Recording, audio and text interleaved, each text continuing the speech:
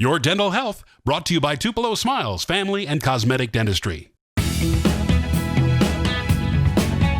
It is just as important to clean your tongue as it is the rest of your mouth. The tongue is covered in little bumps called papilla that can harbor bacteria.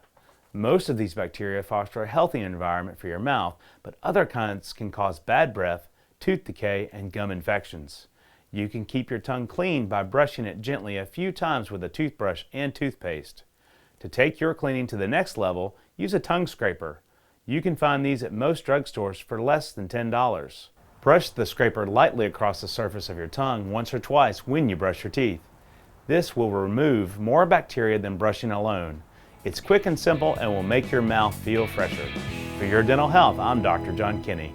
For more information on this topic or to set up an appointment, call Dr. Karen and Dr. Kenney's office at 662-840-1535.